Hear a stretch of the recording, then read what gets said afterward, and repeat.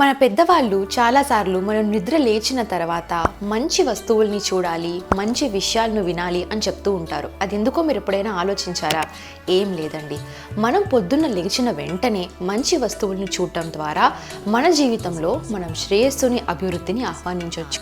అదేవిధంగా మనం పొద్దున్న లేచిన తర్వాత మంచి విషయాలను వినడం ద్వారా, మంచి విషయాలను చేయడం ద్వారా మన రోజులో మంచి పాజిటివ్ ఎనర్జీని మనం తీసుకొని రావచ్చు.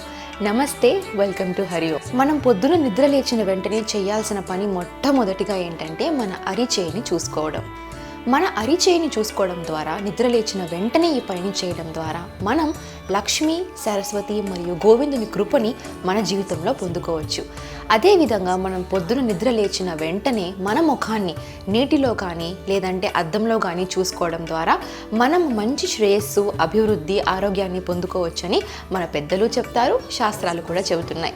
అదేవిధంగా మన రోజంతా కూడా మంచి పాజిటివ్గా కొనసాగాలి అని అంటే మనం నిద్ర లేచిన వెంటనే నెగటివ్ థింగ్స్, అంటే మనల్ని బాగా కలత చెందే విషయాలని మనం చూడకూడదు. అంటే పదునైన వస్తువులు కానివ్వండి, ఇతరత్ర వస్తువులు కానివ్వండి, మనల్ని కలత గురి చేసే విధంగా ఉన్నట్లయితే ఆ వస్తువుల్ని మనము నిద్ర లేచిన వెంటనే చూడడం నివారించుకోవాలి.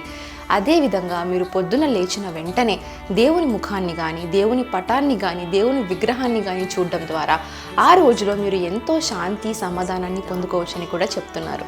చూసారు కదా మన వీడియో ద్వారా మనం పొద్దున్న నిద్ర లేచిన తర్వాత ఏ విషయాలు చేయాలి, ఏ విషయాలు చేయకూడదు అని మన పెద్దలు చెప్పేది ఎంతగానో నిజమని తెలుసుకున్నాం మనం. ఇలాంటి మరికొన్ని విషయాల కోసం వెంటనే ఫాలో అయిపోండి. హరి ఓం.